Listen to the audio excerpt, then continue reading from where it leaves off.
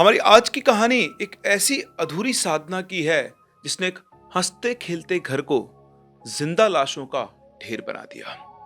एक दादा जो सालों से बिस्तर पर जिंदा लाश बनकर पड़े रहे, लेकिन रात के सन्नाटे में वो अंधेरे से बातें करते थे। एक माँ जो गायब है और वो कहाँ गई किसी को पता नहीं।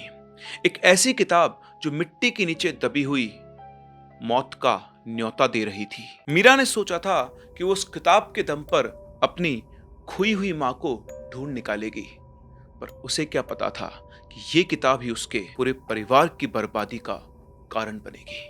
आइए जानते हैं मीरा की मां की तलाश उसे कहां लेके जाएगी।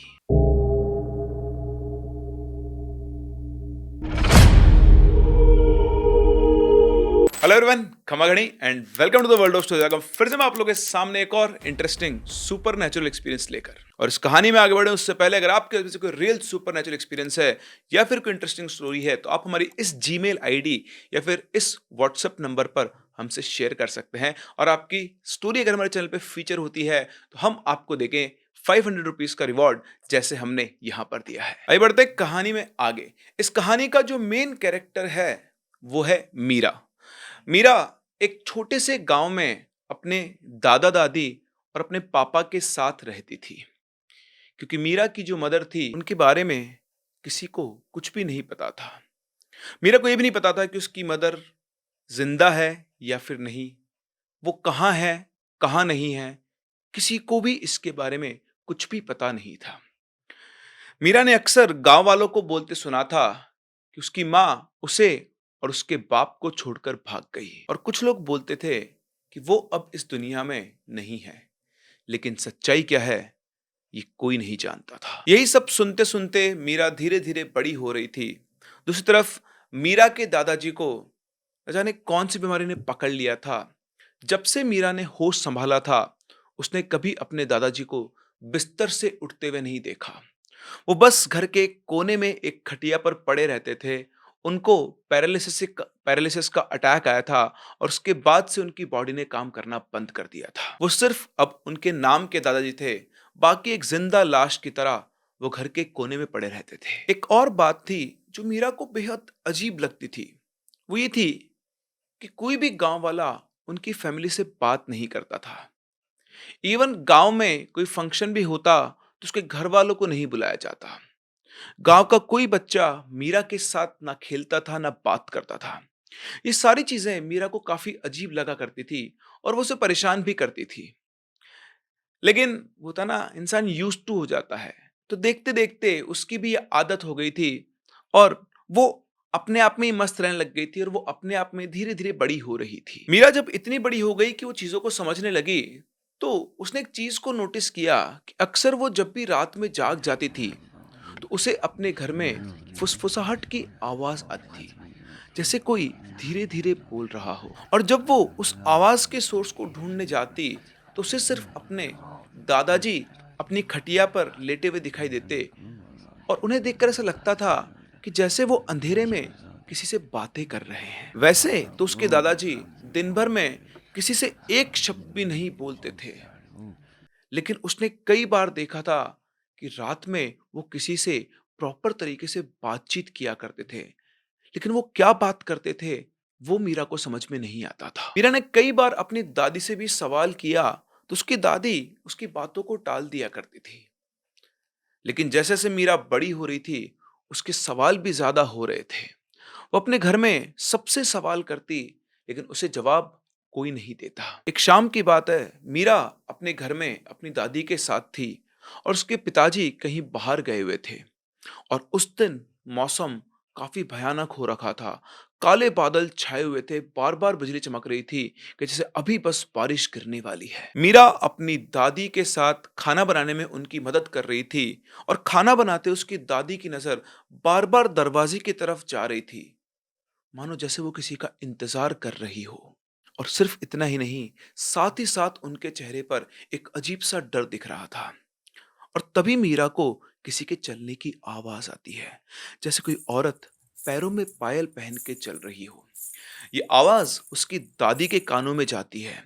और जैसे ही आवाज़ उनके कानों में जाती है, वो एकदम हड़बड़ा जाती है और मीरा को लेकर अंदर के कमरे में चली जाती है और अपने आप को कमरे में बंद कर लेती है। जाते-जाते मीरा देखती है कि मीरा के दादाजी जो सारे दिन बिल्कुल एक ही जगह पर पड़े रहते थे, किसी तरह का कोई मूवमेंट नहीं होता था, वो एकदम से बेचैन हो गए थे और बार-बार अपनी जगह से उठने की कोशिश कर रहे थे। मीरा की दादी ने जब मीरा को उस कमरे में बंद कर लिया, तभी उसने अपने दादाजी को किसी से बात करते हुए सुना। कुछ फुसफुसाहट सी आवाज़ आ रही थी। मीरा उठकर देखना चाहती थी, पर उसकी दादी ने उसको वहाँ पर कसकर पकड़ लिया था। कुछ इस तरह से कि मानो अगर उन्होंने मीरा को छोड़ दिया, तो उसे कोई उनसे छीन के ले जाएगा। मीरा कुछ समझ ही नहीं पा रही थी और तभी एकदम से घर में एकदम सन्नाटा छा गया। ना कोई फुसफुसाने की आवाज, ना कोई चलने की आवाज, सब कुछ एकदम शांत। और इस टाइम पर मीरा के कानों में बस एक आवाज आई, अपनी दादी की सिसकियों की आवाज, जैसे कोई मुंह दबा के रोता है ना, बिल्कुल वैसी आवाज। मीरा ने अपनी गर्दन अपनी दादी की तरफ घुमाई। उसकी दादी की आंखों से आंसू बह रहे थे और कुछ देर के बाद दादी ने मीरा पर अपनी पकड़ ढीली कर दी। जैसे ही दादी ने मीरा को छोड़ा, मीरा दौड़कर कमरे का दरवाजा खोलकर बाहर आई और बाहर आकर उसने देखा कि मीरा के दादाजी अपनी खटिया पर बिल्कुल निढाल पड़े हुए हैं। उनकी सांसें बंद हो चुकी थी और आंखें डर के मारे फटी हुई थी, जैसे उनकी आंखों से ही उनके प्राण निकले हो। दादाजी तो चले गए, लेकिन उनकी फटी हुई आंखों में वो खौफ साफ था, जैसे उन्होंने मौत को सामने खड़े देखा हो। अपने दादाजी की लाश को देखकर मीरा की आंखों से भी आंसू निकल पड़े। लेकिन मीरा के लिए ये कोई अंत नहीं, बल्कि उस खौफनाक राज की शुरुआत थी जो उसकी दादी ने अभी तक उससे छुपाए रखा था। उसे समझ ही नहीं रहा था कि क्या हुआ, कैसे हुआ। वो अपनी दादी से पूछती है। उसकी दादी एकदम शांत एक कोने में बैठी थी और बस उनकी आंखों से आंसू गिरते जा रहे थे। करीब 2 घंटे के बाद मीरा के पिताजी आते हैं। वो आके अपने फादर की डेड बॉडी को देखते हैं, तो उनके फेस पर कोई एक्सप्रेशन नहीं था, कोई रिएक्शन नहीं था। जैसे जैसे कि उन्हें पहले से ही पता हो कि यहाँ पर क्या हुआ है। और वो अकेले नहीं आए थे, उनके साथ 3-4 लोग और आए थे, जो ना तो मीरा के गांव के थे और ना ही मीरा ने उन्हें पहले कभी देखा था। वो उसके पिताजी के साथ आए और उन्होंने चुपचाप उनके दादाजी को उठाया और घर से बाहर लेकर चले गए। कहाँ? नहीं पता। ना उन लोगों को दादी ने रोका और ना ही मीरा के पिताजी ने। मीरा ने जब उन लोगों को रोकने की कोशिश की, तो मीरा के पिताजी ने मीरा को पकड़ लिया और उन लोगों को जाने का इशारा किया। अब जिस तरह से आप लोगों को समझ में नहीं आ रहा है, ठीक वैसे ही मीरा भी पूरी तरह से कंफ्यूज थी कि सब क्या हो रहा है। वो लोग कौन थे?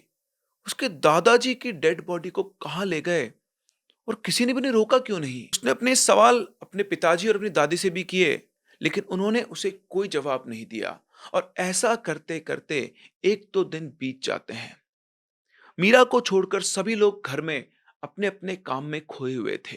जैसे दादाजी के मरने का गम किसी को था ही नहीं। और फिर मीरा फ्रस्ट्रेट होकर अपनी दादी और अपने फादर के पास जाती है और उनसे पूछती है कि आखिर ये सब चल क्या रहा है? और इस बार मीरा इतनी जिद करती है कि फाइनली उसकी दादी को सच बताना पड़ता है। और जब सच सामने आता है, तो मीरा की तो जैसे दुनिया ही हिल जाती है। उसकी दादी बताती है कि बेटा, हम लोग एक ब्राह्मण परिवार से हैं और तुम्हारे दादाजी के पिताजी एक बहुत पहुंचे हुए और ज्ञानी पंडित थे, और वही ज्ञान उन्होंने तुम्हारे दादाजी को भी दिया था, ताकि वो परिवार की परंपरा को आगे बढ़ा सकें। लेकिन समय के साथ साथ तुम्हारे दादाजी के मन में लालच आ गया और यही लालच उन्हें एक साधना की तरफ खींचकर ले गया, एक पिशाचिनी की साधना।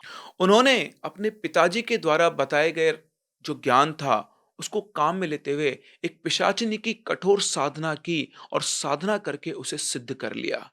और उसको सिद्ध करने के बाद उनके जीवन में धन दान की कोई कमी नहीं रही। लेकिन ये सब तब तक रहा जब तक उस पिशाचिनी की इच्छा तुम्हारे दादाजी के द्वारा पूरी होती रही। लेकिन एक समय बाद जब वो उसकी ख्वाहिश पूरी नहीं कर पाए, तो उसने जो दिया था सब कुछ सूद समेत वापस ले लिया। अपनी दादी की बात सुनकर मीरा ने पूछा कि ऐसी क्या ख्वाहिश थी। तब उसकी दादी ने बताया कि उस पिशाचिनी ने एक सौदा किया था कि जब भी उसके घर में कोई औरत प्रेग्नेंट होगी तो उसके पहले 5 बच्चे 10 दिन के बाद वो उसे दे देंगे। अपनी दादी की ये बात सुनकर मीरा एक तरह से सदमे में चली गई, क्योंकि ये बात सुनते उसके दिमाग में ठनका कि उसके पापा के कोई भाई बहन नहीं थे और ना ही मीरा के खुद के भी कोई भाई बहन थे। उसने सीधा दादी की आंखों में देखा और उसकी दादी की आंखों ने मीरा की आंखों को पढ़ लिया। उसकी दादी ने बताया, हाँ बेटा, मेरे भी 5 बच्चे तुम्हारे दादाजी ने उस पिशाचिनी को दे दिए थे और तेरा ये बाप मेरा छठा बच्चा है। 5 मासूम जाने सिर्फ एक साधना के लिए। ये बात सुनकर मीरा का खून सूख चुका था, पर उसे अभी ये नहीं पता था कि उसकी अपनी मां के गायब होने के पीछे एक ऐसा मंजर था जिसे पूरे गांव ने देखा पर किसी ने मदद नहीं की। और तब मीरा की दादी ने एक और राज खोला और वो था मीरा की मदर का। मीरा की मदर जब शादी होकर आई थी तो उन्हें भी ये बात बताई गई और जैसे परिवार की परंपरा थी, उन्होंने भी अपना पहला बच्चा 11वें दिन उस पिशाचिनी को दे दिया। लेकिन जब दोबारा मीरा यानी तुम हुई तो तुम्हारी मां की हिम्मत नहीं हुई कि वो तुम्हें फिर से उस पिशाचिनी को दे दे। और जब 11वें दिन वो पिशाचिनी मीरा को लेने आई तो उसकी मां मीरा को लेकर कहीं भाग गई, क्योंकि एक बात मीरा को और इनके घरवालों को पता थी कि अगर 11वां दिन निकल जाता तो फिर वो मीरा को नहीं लेकर जाती। और हुआ भी कुछ ऐसा ही। 11वें दिन जब मीरा की मां वापस आई तो उसके चेहरे पर एक अलग ही सुकून था, और उस बेचारी को क्या पता था कि वो सुकून उससे बहुत जल्दी छिनने वाला था। जब मीरा की मां घर में आई तो सारे घर वाले सदमे में थे। उसकी मां ने वापस आकर देखा तो उसके फादर इन लॉ यानी मीरा के दादाजी उसी चारपाई पर लेटे थे। उनकी पूरी बॉडी पैरालाइज हो चुकी थी। मीरा की मां ये देखते ही समझ गई थी कि इनके ससुर को क्या हुआ, लेकिन उसके अंदर इस चीज का कोई रिग्रेट नहीं था, कोई पश्चाताप नहीं था। उसके तो मन में एक शांति थी कि उसकी बच्ची बच गई। और ठीक उसी वक्त पर जैसे मीरा को किसी के चलने की आवाज आई, उस दिन भी घर के बाहर से ऐसे ही पायल पहन के चलने की आवाज आ रही थी। और उसके कुछ ही देर बाद एक औरत अंदर आती है, जिसे देखकर वहां सब लोग जो खड़े थे अपनी अपनी जगह पर बिल्कुल फ्रीज हो गए। उस औरत का रूप बेहद भयंकर था। उसके शरीर पर नाम मात्र के कपड़े थे, क्योंकि जो भी कपड़े उसने पहन रखे थे वो बिल्कुल फटे हुए थे।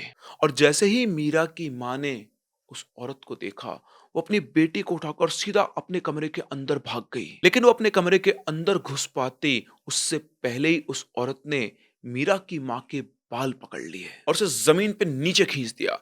जैसे उसने उसे जमीन पे नीचे खींचा, मीरा उसके हाथ से छिटककर आंगन में गिर गई और फिर वो औरत, वो पिशाचिनी, उसकी मां को वैसे ही बाल पकड़कर घसीटकर उसके घर से ले गई। मीरा की मां चीखती चिल्लाती रही पर कोई कुछ नहीं कर पाया। ये मंजर सिर्फ मीरा की फैमिली ने नहीं बल्कि गांव के आसपास के कुछ और लोगों ने भी देखा था। पर ऐसा भयानक दृश्य देखकर वो सब अपने घरों में बंद हो गए और किसी की भी हिम्मत नहीं हुई बाहर निकलकर मीरा की मां को छुड़वाने की।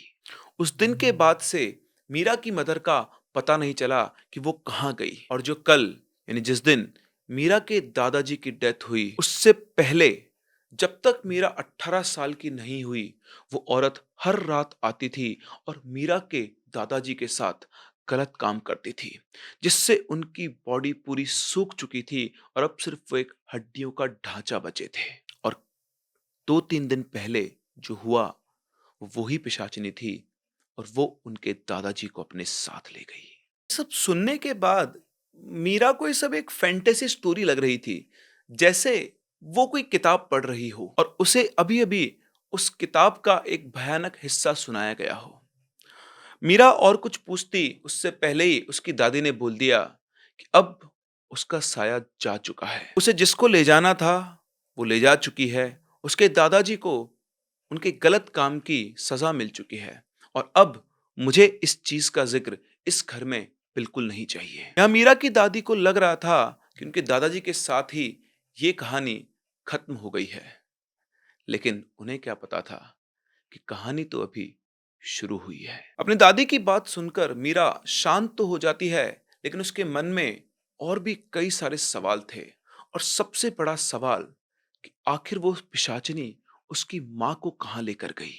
और दूसरी तरफ उसके अंदर एक बदले की भावना कि कैसे वो उसे ढूंढ सकती है, क्योंकि मीरा का पूरा बचपन छीना था उसने। जहां बाकी बच्चे खेलते कूदते अपने माँ बाप के साथ रहते, वहां अब तक की सारी उम्र मीरा ने अकेले काटी थी। लेकिन कैसे वो पिशाचिनी उसे मिलेगी, कहां वो पिशाचिनी उसे मिलेगी, वो ये सोचने लगी। सोचते सोचते ढूंढते ढूंढते ऐसे ही दिन महीने बीत गए। वो कोशिश करती थी कि उसे कहीं से पता लगे कि आखिर पिशाचिनी कौन है, कहां मिलेगी, लेकिन किसी के पास भी इस बात का जवाब नहीं था। लेकिन फिर आया एक दिन। एक दिन जब वो कपड़े धो रही थी तो उसकी दादी ने बोला कि उसके दादा के कमरे में जाकर चद्दरें पड़ी हुई है वो निकाल कर धो दे।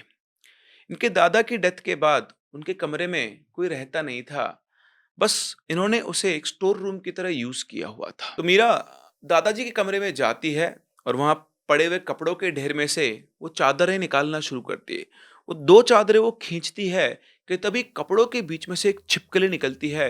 और उस छिपकली को देखकर मीरा डर जाती है और डर कर पीछे हटती है। और जैसे ही वो पीछे हटती है उसका पैर किसी चीज से टकरा जाता है, जिससे वो आंगन पे नीचे गिर जाती है। अब गिरने के बाद मीरा की जब नजर उस पर पड़ती जिस चीज से वो टकराई थी, तो वो देखती है कि उनका कमरे का जो मिट्टी का आंगन था, लोग गांव में रहते थे, घर का पूरा आंगन मिट्टी का था जिसको गोबर और मिट्टी के लेप से लीपा जाता था। आप लोग, आई होप आप लोगों ने घरों के अंदर आंगन देखा होगा। तो वो उबड़ खाबड़ी रहता था, लेकिन जहां मीरा का पैर टकराया था वो जगह जमीन से थोड़ी ज्यादा ऊपर उठी हुई थी। पहले तो मीरा ने इग्नोर किया कि ठीक है ऐसे ही उठा हुआ कुछ हिस्सा होगा, लेकिन उसने ध्यान से देखा तो पता नहीं क्यों उसके मन में एक अजीब सी क्यूरियोसिटी आई कि अरे ये जमीन से कुछ ज्यादा ही ऊपर है, क्यों ना इसे खोद कर देखा जाए। और उसने यही किया, क्योंकि उनकी दादाजी की मौत के बाद उसने जब उनका कमरा खंगाला था तो इसे पता था कि उसके दादाजी के पास बहुत सारी किताबें, बहुत सारी चीजें थी, लेकिन कुछ भी उसे उनके कमरे में नहीं मिला था। और जो भी कुछ था वो इनके पिताजी ने जला दिया था। तो उसने वहां पे खड्डा खोदना शुरू किया और खोदते खोदते उसने काफी गहरा खड्डा खोद दिया, लेकिन उसे कुछ दिखाई नहीं दिया। लेकिन फाइनली खोदते खोदते उसे उस खड्डे के अंदर एक छोटा सा लाल कपड़ा दिखाई दिया जो मिट्टी के अंदर से बाहर निकल रहा था। उसे देखते ही बिना दिमाग लगाए मीरा उसे निकालने लगी। मीरा ने जैसे ही वो लाल कपड़ा पूरा बाहर निकाला तो उसे तुरंत समझ में आ गया कि उसको कुछ अलग चीज मिली है। उसे एक पूरी की पूरी पोटली मिली। वो जो कपड़ा था जिसमें वो पोटली बंधी हुई थी वो पूरा मिट्टी में रह रह कर सख्त हो चुका था, लेकिन ऊपर के कपड़े के बाद भी अंदर एक और बिल्कुल लाल कलर का कपड़ा था जो बहुत अच्छी तरीके से बंधा हुआ था। उसके ऊपर बहुत मोटी एक धागे की वो लेयर बनी हुई थी जो मिट्टी के अंदर रह रहकर सख्त हो चुकी थी। उसने वो धागा खोला और वो धागा इतना मजबूत था कि लग ही नहीं रहा था कि कई साल पुराना होगा। और जैसे ही वो धागा खुला, कपड़ा अपने आप थोड़ा सा ढीला पड़ गया। और जैसे ही मीरा ने कपड़े की वो फोल्ड अलग की, उसके अंदर उसे एक किताब मिली। एक पतली सी किताब, बिल्कुल एक हाथ की जितनी लंबाई की। कवर का रंग पहचानना मुश्किल था, मिट्टी में दबे रहने की वजह से उसका जो कवर था वो बिल्कुल रंगहीन, यानी कलर उड़ गया था उसका। बुक के कुछ पेजेस बिल्कुल एकदम गल से गए थे और कुछ पेजेस जो थे वो बहुत ब्लर्ड से थे। लेकिन उनमें जो चीजें लिखी हुई थी उन्हें देखकर लग रहा था कि ये कोई तंत्र मंत्र की बुक थी। उसने 3-4 पेजेस से पलटे और उसके बाद उसे एक ऐसा पेज दिखा जिससे मीरा की आंखों में चमक आ गई। उस पेज पर ऊपर साफ साफ लिखा हुआ था, पिशाचिनी साधना कर्म केवल ग्रह वंश के उत्तराधिकारियों के लिए। ये पढ़ते ही मीरा की वो क्यूरियोसिटी वापस लौट आई। जो चीज वो इतने टाइम से बाहर ढूंढ रही थी, वो उसके घर के अंदर ही दबी हुई थी। उसने इस किताब को देखा। अगले पेजेस में छोटे छोटे लिखावट के हिस्से थे, जैसे कोई किसी साधना को करने का तरीका बता रहा हो। स्टेप वाइज उसमें सब कुछ लिखा हुआ था। मीरा ने तुरंत उस किताब को वापस उस कपड़े में बांध कर छुपा दिया और पहले वो जो काम करने वाले थी वो काम उसने खत्म किया। उसने वो जो गड्ढा था उस गड्ढे को बंद किया और फिर दिन भर अपना काम खत्म करने के बाद रात में उस किताब को पढ़ने का उसने डिसाइड किया। पूरा दिन वो बेचैन रही कि जल्दी से जल्दी रात हो, और जैसे ही रात हुई वो पूरी तैयार होकर किताब लेकर बैठ गई और पहले उसने उस पूरी किताब का ओवरव्यू पढ़ा। उस किताब को एक बार गो थ्रू करने के बाद मीरा ने अपनी लाइफ का सबसे बड़ा डिसीजन लिया, उस पिशाचिनी साधना को करने का। उस किताब को पढ़ने के बाद उसे ये तो पता लग गया था कि वही पिशाचिनी है जो उसकी माँ को कहीं लेकर गई है, ये वही पिशाचिनी है जिसने उसका बचपन छीन लिया है, और ये वही पिशाचिनी है जिसकी वजह से उसके दादा की मौत हुई। और इस साधना को करने का उसने डिसाइड इसलिए किया क्योंकि उसे इस सवाल का जवाब चाहिए था कि आखिर उसकी माँ कहाँ है। मीरा को लगा उसे खजाना मिल गया है, पर वो नहीं जानती थी कि उसने अपनी बर्बादी का पहला पन्ना खोल दिया है। क्या मीरा वो साधना पूरी कर पाएगी जो उसके दादा ने की थी, और क्या उस साधना से वो अपनी मां को ढूंढ पाएगी? आइए देखते हैं। कुछ दिनों तक उस किताब को गहराई से पढ़ने के बाद मीरा डिसाइड करती है सब कुछ शुरू करने का। उसके मन में एक निश्चय था कि जो काम उसके दादाजी कर सकते हैं वो क्यों नहीं, क्योंकि आखिर वो भी तो उन्हीं का खून है। अब मीरा ने उस पूरे प्रोसीजर में क्या क्या कैसे कैसे होगा वो उसने सब कुछ अच्छे से समझ लिया था। लेकिन हाँ, उस प्रोसेस में उसने क्या किया क्या नहीं, इस बारे में कोई भी नहीं जानता था। अगर कोई कुछ जानता था तो सिर्फ इतना कि मीरा ने वो जो साधना शुरू की उसके लिए वो इतनी तकलीफ लेकर आई, वो इतनी खतरनाक साधना थी कि मीरा उस साधना को पूरी नहीं कर पाई और उसने बीच में ही उस साधना को छोड़ दिया। उस साधना के दौरान मीरा को कुछ ऐसे काम करने पड़ते थे जो मैं आपको यहाँ बता भी नहीं सकता हूँ, और वो नॉर्मल लोगों के लिए पॉसिबल नहीं थे। और इसी सब के चलते मीरा ने वो क्रिया बीच में ही छोड़ दी, और शायद यही उसकी जिंदगी की सबसे बड़ी गलती थी। उस किताब में भी ये लिखा हुआ था कि एक बार अगर क्रिया शुरू हुई तो चाहे कुछ भी हो जाए उसे अंत तक जरूर लेकर जाना है। बट मीरा अपनी साधना को पूरी नहीं कर पाई, और इसका खामियाजा सिर्फ मीरा को नहीं बल्कि उसके पिताजी और उसकी दादी को भी भुगतना पड़ा। ये साधना बीच में छोड़ने के 1-2 महीने तक तो सब कुछ बिल्कुल ठीक रहा, लेकिन फिर एक दिन अचानक से मीरा के फादर की एक्सीडेंट में मौत हो गई, और इसके जस्ट 3-4 दिन के बाद ही मीरा की दादी के साथ भी वही हुआ जो उसके दादाजी के साथ हुआ था, और उन्हें भी लकवे का अटैक आ गया। जब मीरा ने ये सब देखा तो वो समझ गई कि ये सब उसी की गलती की वजह से हुआ है। वो जगह जगह जाकर सबसे मदद मांगने लगी, पंडितों से, अघोरियों से, पर सबने मना कर दिया क्योंकि मीरा ने जो गलती की थी उसका कोई सोल्यूशन नहीं था। जब गांव वालों को ये पता चला कि मीरा ने भी ऐसी एक साधना की है और उसी की वजह से सब कुछ हुआ है, सारे गांव वालों ने मिलकर उसे गांव से बाहर निकाल दिया, क्योंकि कोई भी गांव वाला भी ये नहीं चाहता था कि उस पिशाचिनी का असर गांव में आए। अब मीरा को गांव से निकालने के बाद सिर्फ उसकी दादी ही उस घर के अंदर बची थी। गांव वालों ने उसकी दादी को संभाला, उनके लिए एक दाई लगाई, उनको सुबह शाम खाना दे जाया करते थे ताकि उनकी सेवा होती रहे। पर एक रात न जाने कैसे गांव के कुछ आदमी कहीं से आ रहे थे, तो गांव की नदी के पास उन्हें मीरा की दादी की डेड बॉडी मिली, जिसे देखकर ये लग रहा था कि उनकी मौत पानी में डूबने से हुई थी। पर जो सबसे अजीब बात थी वो ये थी कि मीरा की दादी तो अपने पलंग से उठ भी नहीं सकती थी, उनकी पूरी बॉडी पैरालाइज थी, तो वो उस नदी तक कैसे पहुंची? जब दाई से पूछा गया तो उसने बोला कि उसे कुछ भी नहीं पता है, क्योंकि वो तो हर शाम सूरज ढलते ही अपने घर के लिए निकल जाती है। तो आखिर मीरा की दादी वहां तक कैसे पहुंची और उनकी मौत कैसे हुई? मीरा कहाँ गई, कहाँ नहीं, पूरे गांव में किसी को नहीं पता। गांव वालों का कहना है कि उसे भी उसकी माँ की तरह वो पिशाचिनी अपने साथ ले गई और अब हजारों सालों तक वो उसकी गुलाम बन के रहेगी।